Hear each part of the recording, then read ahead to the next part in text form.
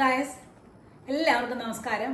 എല്ലാവർക്കും plans and പ്ലേസിലേക്ക് സ്വാഗതം. ഞാൻ നിങ്ങളുടെ സ്വന്തം ആലേസ് മാത്യു. നാട്ടിൽ വെള്ളപ്പൊക്കമാണെന്നൊക്കെ കേട്ടു. നിങ്ങളെല്ലാവരും സുഖമായിരിക്കുന്നു കരുതട്ടെ. അതിൻ്റെ കെടുതിയിലൊന്നും പെടാതെ എല്ലാവരും സുഖമായിട്ടിരിക്കുവാൻ വേണ്ടി പ്രാർത്ഥിക്കുന്നു. എല്ലാവരും ടേക്ക് കെയർ. അപ്പോൾ കഴിഞ്ഞ ദിവസം വന്ന ഒരു കമന്റിനെ കുറിച്ച് പറയാമെന്ന് വിചാരിച്ചു. സീരിയസ് ആയിട്ടുള്ള കമന്റ് ഒന്നും അല്ല കേട്ടോ, സിമ്പിളായിട്ട്. ഒരു സഹോദരി എന്നോട് ചോദിച്ചിരിക്കുമായിരുന്നു, എൻ്റെ ചാനൽ എന്താണ് പ്ലാൻസ് ആൻഡ് പ്ലേറ്റ്സ് എന്ന് പേരിട്ടിരിക്കുന്നതെന്നാണ്. നല്ല ചോദ്യം ഇല്ലേ? കുറേ നാളായിട്ട് പുള്ളിക്കാരത്തി ചോദിക്കാനിരിക്കുകയായിരുന്നു പ്ലാൻസ് ആൻഡ് പ്ലേറ്റ്സ് എന്ന് പേരിട്ടതെന്ന്. അപ്പോൾ അതിനെക്കുറിച്ചൊന്ന് പറയാമെന്ന് വിചാരിച്ചു. ഞാനിത് തുടങ്ങിയത് 4 വർഷമായി. ഞാൻ എൻ്റെ ചാനൽ തുടങ്ങിയിട്ട് 2020 തുടങ്ങിയതാണ്. അന്ന് ഞാൻ ഈ കാര്യം പറഞ്ഞിരുന്നു, ഞാൻ എന്താ യൂട്യൂബ് ചാനൽ തുടങ്ങിയെന്നുള്ളതിൻ്റെ കാര്യം. എങ്കിൽ അന്ന് എനിക്ക് സബ്സ്ക്രൈബറൊക്കെ വളരെ കുറവാണ്. അതുകൊണ്ട് നിങ്ങളിൽ പലർക്കും അത് അറിയത്തില്ല. അതുകൊണ്ട് ഞാൻ വീണ്ടും ഒരു പ്രാവശ്യം കൂടെ പറയാം കേട്ടോ. ഞാൻ ഹസ്ബൻഡും കൂടി കഴിഞ്ഞ 5 വർഷമായി ലാസ് വേഗസിലെ മരുഭൂമിയിലായിരുന്നു താമസം. മരുഭൂമി എന്ന് പറഞ്ഞു കഴിഞ്ഞാൽ ഉണ്ടല്ലോ, സൗദി അറേബ്യയിലെ മരുഭൂമിയും ദുബൈയിലെ മരുഭൂമിയും ഒക്കെ ഇല്ലേ, സെയിം മരുഭൂമി തന്നെ.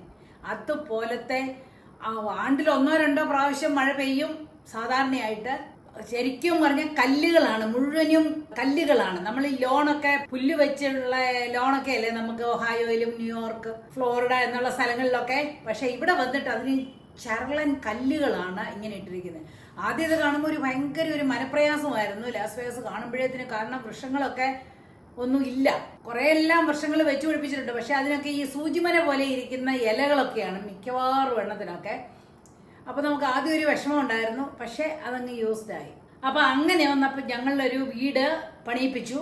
വീട് പണിയിപ്പിച്ചപ്പം അതിൻ്റെ ബാക്ക് യാർഡിൽ കുറച്ച് സ്ഥലമേ ഉള്ളൂ.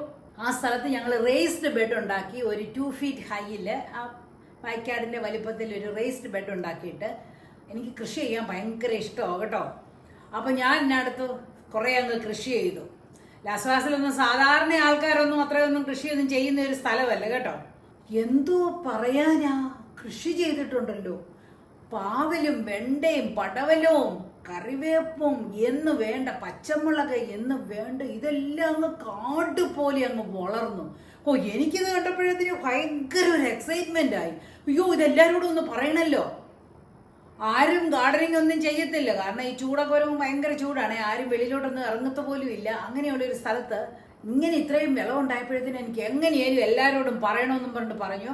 അന്ന് യൂട്യൂബ് എന്നൊക്കെ പറഞ്ഞു കേട്ടിട്ടേ ഉള്ളൂ. അന്നേരം ഞാൻ ഇൻവെസ്റ്റിഗേറ്റ് ചെയ്തു എങ്ങനെയാണ് ഒരു യൂട്യൂബ് തുടങ്ങാൻ. ഒന്നും അറിയത്തില്ലായിരുന്നു. പക്ഷേ എനിവേ ഞാൻ തപ്പിപ്പിടിച്ചൊരു യൂട്യൂബ് ചാനൽ തുടങ്ങി. അറ്റ്ലീസ്റ്റ് കുറച്ച് പേരോടെല്ലാം പറയാമല്ലോ എന്ന് വിചാരിച്ച്. കൂടുതൽ സബ്സ്ക്രിപ്ഷൻസോ വ്യൂസോ ഒന്നും ഇല്ലായിരുന്നു. എങ്കിലും ഞാൻ അങ്ങനെ അങ്ങ് ചെയ്തു. പിന്നെ എനിക്ക് കുക്കിംഗ് എല്ലാം ഭയങ്കര ഇഷ്ടമുള്ളൊരു കൂട്ടത്തിലാണ്. അപ്പം ഞാൻ ഓർത്തു കുക്കിങ്ങിനെ കുറിച്ചും കുറച്ച് ഈസി ആയിട്ട് ഈ വർക്കിംഗ് വിമനൊക്കെ ഉപയോഗപ്രദമാകുന്ന കുറേ കുക്കിംഗ് റെസിപ്പീസും ഒക്കെ ഇടാമെന്ന് വിചാരിച്ച് അങ്ങനെയും വിചാരിച്ചു. കൂട്ടത്തിൽ എനിക്ക് ഹസ്ബൻഡിനും ഭയങ്കര ഇഷ്ടമാണ് ട്രാവലിംഗ് എല്ലാം. കുറച്ചുകൂടി യങ് ആയിട്ടിരുന്നപ്പം കാറിൽ ഓൾമോസ്റ്റ് അമേരിക്കയിലെ മിക്ക സ്റ്റേറ്റുകളിലും പോയെന്ന് പറയാം, ഡ്രൈവ് ചെയ്തെല്ലാം. അപ്പം അങ്ങനെയെല്ലാം പോകുമ്പോൾ അവിടുത്തെ എക്സൈറ്റ്മെൻറ്റും അവിടുത്തെ ഓരോ കാഴ്ചകളും ഒക്കെ ഒന്ന് പറയാമെന്ന് വിചാരിച്ചു. അപ്പം അങ്ങനെ വന്നു കഴിയുമ്പോൾ എനിക്ക് പ്ലാൻസിനെ ഇഷ്ടമാണ്. പ്ലേറ്റ്സ് എന്ന് പറഞ്ഞു കഴിഞ്ഞാൽ കുക്കറി ഇഷ്ടമാണ്. പിന്നെ പ്ലേസസ് എവിടെയെങ്കിലും പോയെന്നാ ഇഷ്ടമാണ്. അപ്പോൾ അതെല്ലാം കൂടെ ചേർത്ത് പ്ലാൻസ്, പ്ലേറ്റ്സ് ആൻഡ് പ്ലേസസ് എന്നായിരുന്നു. പക്ഷെ അങ്ങനെ വരുമ്പോൾ ഇതിന് ഭയങ്കര നീളമായി പോകുന്നതിന്.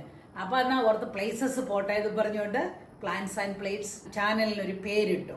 ഞാൻ 750 വീഡിയോസ് ഓൾറെഡി അപ്ലോഡ് ചെയ്തിട്ടുണ്ട്. അപ്പോൾ ആദ്യത്തെ വീഡിയോകളൊക്കെ കണ്ടെന്ന് അറിയാം. ഞാൻ ബ്രാഗ് ചെയ്യുന്ന എൻ്റെ കൃഷിത്തോട്ടം, അയ്യോ കണ്ടാൽ നിങ്ങൾ കണ്ണ് തള്ളിപ്പോകും കേട്ടോ. പക്ഷെ എല്ലാവരും ഒരു കാര്യം ഓർക്കണം, ആരും ഫ്ലോറിഡയിലെ പോലെയോ അറ്റ്ലാന്റയിലെ പോലെയോ ഒഹായോയോ അതുപോലെയുള്ള അല്ലെങ്കിൽ ന്യൂയോർക്കിൽ അതുപോലെയുള്ള ഗാർഡനായിട്ട് ഒന്നും കമ്പയർ ചെയ്യരുത്. ഇത് ഡെസേർട്ടാണ്. ഡെസേർട്ട് എന്ന് പറഞ്ഞാൽ മരുഭൂമി. അവിടെ എൻ്റെ ഒരു കൃഷിത്തോട്ടം ഉണ്ടായതാണ്. അല്ലാതെ ഞാൻ യൂട്യൂബ് തുടങ്ങിയൊന്നും വരുമാനത്തിന് പേർക്കൊന്നും അല്ല കേട്ടോ. അതൊന്നും അല്ലായിരുന്നു മെയിൻ ഇന്റൻഷൻ. എനിക്ക് എല്ലാവരുമായിട്ടൊന്ന് കമ്മ്യൂണിക്കേറ്റ് ചെയ്യണം, ഇങ്ങനെയൊക്കെ സാധിക്കുമെന്നും പറഞ്ഞുകൊണ്ട് എല്ലാവരെയും ഒന്ന് മോട്ടിവേറ്റ് ചെയ്യാൻ വേണ്ടിയാണ് ഞാൻ എൻ്റെ വീഡിയോസ് ഇട്ട് തുടങ്ങിയത്. അതുപോലെ തന്നെ എൻ്റെ ഫ്രണ്ട്സ് എന്ന് പറയുമ്പോൾ എൻ്റെ വയസ്സുള്ളവരാണ്. 65 to 70 years ഓൾഡ് ആയിട്ടുള്ള ആൾക്കാരുടെയൊക്കെ ജീവിത അനുഭവങ്ങളും ഞങ്ങളിങ്ങനെ ഷെയർ ചെയ്യുമ്പം ഒരുപാട് തീക്ത അനുഭവങ്ങൾ, ഫാമിലിയിൽ നിന്നും ഫ്രണ്ട്സിൽ നിന്നും എല്ലാം ഒരു അവഗണനയും ഡിസ്റെസ്പെക്റ്റും എല്ലാം കണ്ടു കഴിഞ്ഞപ്പം ഈ പ്രായമായവരൊക്കെ ഒരുപാട് ലോൺലിനെസ്സും ഡിപ്രഷനിലോട്ടൊക്കെ പോകുന്നു. അപ്പം അങ്ങനെയുള്ളവരെ ഒന്ന് ഉത്തേജിപ്പിക്കുവാൻ വേണ്ടി, അല്ലെ അവർക്കൊരു സ്ട്രെങ്ത് കൊടുക്കാൻ വേണ്ടി, അവർക്കൊരു മോട്ടിവേഷൻ കൊടുക്കാൻ വേണ്ടിയാണ് പിന്നെ ഞാൻ എൻ്റെ വീഡിയോസൊക്കെ ഇട്ട് തുടങ്ങിയത്. അപ്പം ഞാൻ പറയുകയാണെങ്കിൽ നമ്മൾ പ്രായമൊക്കെ ആയി കഴിയുമ്പോൾ ഉണ്ട് ഓരോ ഫംഗ്ഷനൊക്കെ, ഫോർ എക്സാമ്പിൾ ലൈക്ക് ഓണത്തിനോ അല്ലെ ക്രിസ്മസ് പരിപാടികൾക്കോ അതുപോലെയുള്ള പരിപാടികൾക്കൊന്നും നമ്മളെ ആരും ചിലപ്പം വിളിക്കത്തൊന്നുമില്ല. അല്ലെങ്കിൽ ഒരു കാര്യത്തിലൊന്നും പങ്കെടുക്കാനായിട്ടൊന്നും നമ്മളെ ആരും റെക്കഗ്നൈസ് ചെയ്യത്തില്ല. യങ്സ്റ്റേഴ്സ് എല്ലാം അവരുടെ ഒരു ഇതേ ഉള്ളൂ. നമ്മൾ അവരുടെ അടുത്തോട്ട് ചെന്ന് കഴിയുമ്പോൾ അവർ വിഷയം മാറ്റി പോവും. അപ്പം അങ്ങനെയൊക്കെ വന്നു കഴിഞ്ഞപ്പോൾ ഞാൻ ഓർത്തു, ആരുമില്ലെങ്കിലും തന്നെത്താനെയാണെങ്കിലും ഒരു ഓണാഘോഷം എല്ലാം അങ്ങ് നടത്തണമെന്ന് വിചാരിച്ച് ഞാൻ അങ്ങനെ ഒരു ഓണാഘോഷമൊക്കെ നടത്തി. ആ വീഡിയോ ആണ് ആക്ച്വലി വൈറലായത് കേട്ടോ. അത് കഴിഞ്ഞാണ് എനിക്ക് സബ്സ്ക്രിപ്ഷൻ എല്ലാം കൂടിയെന്ന് പറയാൻ ഒരുപാട് നന്ദി എല്ലാവരോടും. നമ്മുടെ ഇടയിൽ, മലയാളികളുടെ ഇടയിലാണ് പ്രത്യേകിച്ച് കുറച്ച് പ്രായമായി കഴിഞ്ഞെന്ന് കഴിഞ്ഞാൽ പ്രായമായെന്ന് പറഞ്ഞാൽ ഒരു 60 ഒക്കെ കഴിഞ്ഞു കഴിഞ്ഞേച്ച് അവരെന്നതേലും ശകല ആക്റ്റീവായിട്ട് എന്തെങ്കിലും ആക്ടിവിറ്റീസ് ഒക്കെ കണ്ടെന്നാൽ എല്ലാവർക്കും ഒരു ഇതുണ്ട്, ഈ അമ്മയ്ക്ക് ഈ വലിയമ്മയ്ക്ക് അടങ്ങിയിരിക്കാൻ മേലെ ചുമ്മാ കൊമ്പയും ചൊല്ലി ഇരുന്നാൽ പോരെ, എന്തിനാ ഓരോന്നൊക്കെ ചെയ്യുന്നത്, നാണമില്ലേ എന്നൊക്കെ പറയും. ഞാൻ പറയുന്നത് എന്താണെന്ന് വെച്ചാൽ അങ്ങനെയൊന്നും പറയുന്നവരുടെ ഒന്നും വാക്കൊന്നും കേട്ട് ആരും തളരരുത്. നമ്മളും once upon a time when we were young ഒരു പക്ഷേ ഇന്നത്തെ വലിയ ആക്റ്റീവായിട്ട് നടക്കുന്നതോ അല്ലെ വലിയ പ്രഗത്ഭരായിട്ട് നടക്കുന്നവരെക്കാളും അല്ലെ അവർക്ക് ഒപ്പമായിട്ടൊക്കെ നിന്നവരൊക്കെയാണ്. പ്രായമായി പോയി, ഇച്ചിരി മൂവ്മെന്റ് എല്ലാം സ്ലോ ആയി, അല്ലെ തിങ്കിങ് പ്രോസസ്സും ശകലം സ്ലോ ആയി എന്നും പറഞ്ഞുകൊണ്ട് നമ്മളെയൊക്കെ ഒന്നിനും കൊള്ളാത്തവരാണെന്ന് ആളുകൾ മുദ്രയടിക്കരുത്, മനസ്സിലായോ? അപ്പൊ ആ ഒരെണ്ണത്തിന് ഞാൻ പ്രായമായവരെ ശരിക്കും ഒന്ന് മോട്ടിവേറ്റ് ചെയ്യാൻ വേണ്ടിയും അതുപോലെ തന്നെ ഈ യങ്സ്റ്റേഴ്സ് ഇപ്പം ദിവസപ്രതി പ്രായമായിക്കൊണ്ടിരിക്കുകയാണ്. അപ്പൊ അങ്ങനെയുള്ളവർക്കും ഒരു സ്പാർക്ക് ഇട്ട് കൊടുക്കാൻ വേണ്ടി, കാരണം നമുക്കെല്ലാവരെയും ഒന്നും ആരെയും ചേഞ്ച് ചെയ്യാമെന്നൊന്നും എനിക്ക് യാതൊരു ഗ്യാരണ്ടിയും ഇല്ല, അതിനെനിക്കൊരു ഇന്റൻഷനും ഇല്ല. പക്ഷെ അവരുടെയൊക്കെ തോട്ട് പ്രോസസ്സിൽ ഒരു സ്പാർക്ക് ഇട്ട് കൊടുത്തു കഴിഞ്ഞാൽ ഓക്കെ, പ്രായമാകുമ്പോൾ ഇതാണ് സ്ഥിതി. അല്ലെങ്കിൽ ഇന്ന് വടിയും കുത്തി അല്ലെ വോക്കറും വെച്ച് നടക്കുന്ന ഒരു അമ്മയെയോ അപ്പനെയോ കണ്ടെങ്കിൽ എന്തോ ആണ്, നാളെ ഇത് എനിക്കും വരാൻ പോകുന്നുള്ള ആ ഒരു ചിന്തയുണ്ടെങ്കിൽ മനുഷ്യരൊക്കെ കുറച്ചുകൂടെ മാനുഷികമായിട്ട് ഈ പ്രായമുള്ളവരോട് പെരുമാറും. അപ്പൊ ഈ പ്രായമായവർക്ക് എന്നതെങ്കിലും ചെറിയ കാര്യങ്ങളൊക്കെ അവർക്ക് വാസം പറഞ്ഞാൽ ഒന്നുമില്ല ചെയ്യാനായിട്ട്. അപ്പൊ നാട്ടിലൊക്കെ ആയിരിക്കുമ്പോൾ ആരെങ്കിലും ഒക്കെ സഹായിക്കാനൊക്കെ കാണും, വീട്ടു ജോലിയിലും അടിച്ചു വാരാനായിട്ടും പാത്രം കഴുകാനായിട്ടും കുക്കിങ്ങിനും ഒക്കെ ആളുകൾ കാണുമ്പോൾ ഇവരൊന്നും ചെയ്യാതിരിക്കും. അമേരിക്കയിലൊക്കെയാണ് പിന്നെ അത് പറ്റത്തില്ല കേട്ടോ, എല്ലാവരും ജോലി ചെയ്യും. അല്ലാത്തവരൊക്കെ എന്നെ ചുമ്മാ ഇരുന്നങ്ങ് വറിയിടിക്കുകയാണ്. അപ്പൊ അങ്ങനെ മടി പിടിച്ചിരിക്കുന്നവരൊക്കെ ഉണ്ട്. അവരെയൊക്കെ ഒന്ന് സടകുടഞ്ഞ് എഴുന്നേൽപ്പിക്കാൻ വേണ്ടി ചില നുറുങ്ങ് വിദ്യകളൊക്കെ പറയാമെന്ന് കരുതിയാണ് ഞാൻ എന്റെ വീഡിയോസ് ഒക്കെ അപ്ലോഡ് ചെയ്യുന്നത്.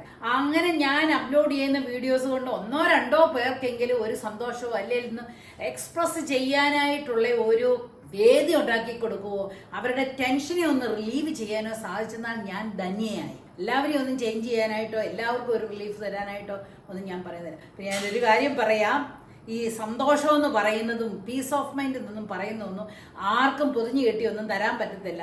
നിങ്ങൾക്ക് ആർക്കും അത് കടയിൽ നിന്ന് വാങ്ങാനും പറ്റില്ല. അത് ഓരോരുത്തരും അവരവരുടെ മനസ്സിൽ ഒരു തീരുമാനമെടുത്ത് അതിനായിട്ട് പ്രവർത്തിച്ചാൽ മാത്രമേ നമുക്ക് സന്തോഷം കണ്ടെത്താനായിട്ട് സാധിക്കൂ. എൻ്റെ വീഡിയോസിൻ്റെ ഒക്കെ കാതലായ സാരം ഇതാണ്. ചെറിയ ചെറിയ സന്തോഷങ്ങളിൽ ഇപ്പം ഞാൻ പറഞ്ഞില്ലേ, ഒരു മഴ വരികയോ അല്ലെ തോട്ടിലൊന്ന് ചാടുകയോ അല്ലെങ്കിൽ അതുപോലെ അല്ലെങ്കിൽ മാവിൻ ചോട്ടിൽ കൂടെ പോവോ, ഇതൊക്കെ എനിക്ക് ഭയങ്കര സന്തോഷം തരുന്നതാണ്. നമുക്കൊരു $1 മില്യൺ ഇങ്ങോട്ട് കിട്ടുന്ന സന്തോഷം കിട്ടുമായിരിക്കും എന്നൊന്നും വിചാരിച്ചാൽ ഒന്നും നടക്കത്തില്ല. ചെറിയ ചെറിയ കാര്യങ്ങളിൽ നമുക്ക് സന്തോഷം കണ്ടെത്താനായിട്ട് നോക്കണം. നമുക്കിപ്പം നടക്കാൻ മേലെ എടുക്കാൻ മേലെ എന്നൊക്കെ വന്നു കഴിയുമ്പോൾ നമുക്ക് വലിയ ആനക്കാര്യങ്ങളൊന്നും ചെയ്യാൻ പറ്റത്തില്ല. അപ്പോൾ ചെറിയ ചെറിയ കാര്യങ്ങൾ ചെയ്യുമ്പോൾ നമുക്ക് സന്തോഷം കണ്ടെത്താനായിട്ട് സാധിക്കും. അതുകൊണ്ടാണ് ഞാനിപ്പോൾ ഒരു കല്യാണത്തിന് പോയെന്നാലും അല്ലെ ഞാനൊരു റെസ്റ്റോറൻറ്റിൽ കയറി ഒന്ന് കഴിച്ചെന്നാലും ഒക്കെ അതിനെക്കുറിച്ചൊരു കാര്യം പറയുന്നത്. അതൊരു നല്ലൊരു കാര്യമല്ലേ. നമ്മൾ റെസ്റ്റോറൻറ്റിൽ പോയി സന്തോഷമായിട്ട് ഒരു മീല് കഴിച്ചു, അല്ലെങ്കിൽ ഒരു സിനിമയ്ക്ക് പോയി, അങ്ങനെയൊക്കെയുള്ള കാര്യങ്ങളൊക്കെ ആകുമ്പം എനിക്കും ഹസ്ബൻഡും ഭയങ്കര സന്തോഷമായിട്ടുള്ള കാര്യങ്ങളാണ്. എന്താ പറഞ്ഞാലും ഞാൻ എവിടെ പോയെന്ന് പറഞ്ഞാലും അതിന് എന്നതെങ്കിലും ഒക്കെ ഒരു വീഡിയോസ് ഒക്കെ ഇടും കേട്ടോ. അപ്പൊ അത് കണ്ടിട്ട് ഇത്രയൊക്കെ ചെറിയൊരു കാര്യങ്ങളൊക്കെ മതി നമുക്ക് സന്തോഷിക്കാൻ എന്നുള്ള ഒരു ആറ്റിറ്റ്യൂഡ് നിങ്ങൾ എടുത്താൽ നിങ്ങളുടെ ജീവിതം വളരെ സുഗമമാക്കാം. നമ്മളെ ഓരോ ചെറിയ കാര്യങ്ങൾ അതിന്റെ പോസിറ്റീവായിട്ടുള്ള കാര്യങ്ങൾ കാണാനായിട്ട് നോക്കണം. ദൈവം നമുക്കൊരു ജീവിതം തന്നതാണ് ഏറ്റവും വലിയ ഗിഫ്റ്റ്. നമുക്ക് കിട്ടാവുന്നതിൽ ഏറ്റവും വലിയ ഗിഫ്റ്റാണ് നമ്മുടെ ലൈഫ്. അപ്പൊ നമ്മുടെ ലൈഫ് നമ്മൾ സന്തോഷിക്കണം, അതോടൊപ്പം തന്നെ മറ്റുള്ളവരെ കൂടെ സന്തോഷിപ്പിക്കുവാൻ വേണ്ടി സഹായിച്ചെന്നാൽ അത് വലിയൊരു കാര്യമാണെന്ന് ഞാൻ വിശ്വസിക്കുന്നത് കേട്ടോ. അതുകൊണ്ട് എൻ്റെ plans and plates very simple. കുറച്ച് പച്ചക്കറികളും കുറച്ച് റെസിപ്പികളും പിന്നെ കുറച്ച് യാത്രാ വിവരണങ്ങളും പിന്നെ എൻ്റെയും എൻ്റെ ഫ്രണ്ട്സിൻ്റെയും ഇടയിൽ നടന്നിട്ടുള്ള ചില സംഭവങ്ങളൊക്കെ പറയുന്നത് എല്ലാവരുടെയും ഒന്ന് കണ്ണു തുറപ്പിക്കാൻ വേണ്ടിയാണ് കേട്ടോ. ആരെയും ക്രിട്ടിസൈസ് ചെയ്യാനായിട്ടല്ല. എല്ലാവരുടെ സിറ്റുവേഷനും ഞാൻ പറഞ്ഞു ഒരു 100 പ്രാവശ്യം ഞാൻ പറയുന്നുണ്ട്.